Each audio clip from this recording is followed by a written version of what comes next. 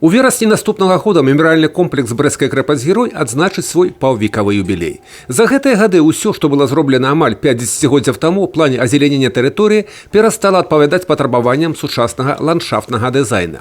Многія расліны за гэтыя гады састарэліся і разрасліся так, што перакрываюць скульптурныя кампазіцыі. Узніклі пытанні і па добраўпарадкаванні тэрыторыі. Яшчэ ў верасні кіраўнік дзяржавы Александр Лукашенко, наведваючы Брэсцкую крэпасць, выказаў меркаванне аб неабходнасці аднавіць яе озеленения. У области был объявлен творчий конкурс проектантов. Объект патриотизма нашего, показывающий нашу историю. Для нас очень важно сегодня идти в ногу со временем, обновить этот объект в новых тенденциях благоустройства, в новых подходах, посмотреть все эти вещи по инженерии, чтобы были решены вопросы и полива, и обновления ландшафта. Поэтому в соответствии с поручением главы государства создана рабочая группа. Рабочая группа рассмотрит конкурсное предложение. И дальше будем принимать решения по самому оптимальному варианту для проведения работ по озеленению территории. До фіналу творчага конкурсу дайшлі 5 калектываў, якія прадставілі свае праекты ў гарадскім выканаўчым камітэце на спецыяльнай калегіі з удзелам кіраўніцтва абласной гарадской выканаўчай улады і грамадскасці.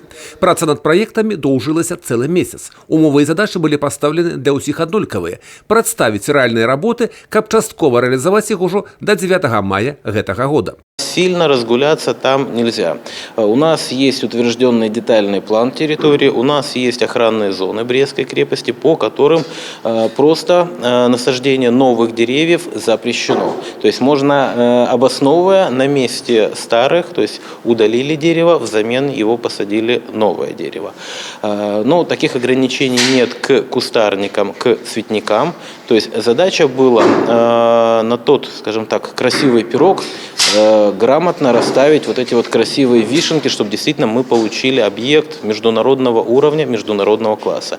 У выніку абмеркаванняў праектаў першае месца паміж сабой падзялілі Палескі аграрна-экалагічны інстытут Нацыянальнай акадэміі навук Беларусі і прадпрыемства Палессе Жылбуд. Іх прапановы пасля дапрацовак будуць прыняты за аснову ў работах па добраўпарадкаванні і азеляненні Брэсцкай крэпасці.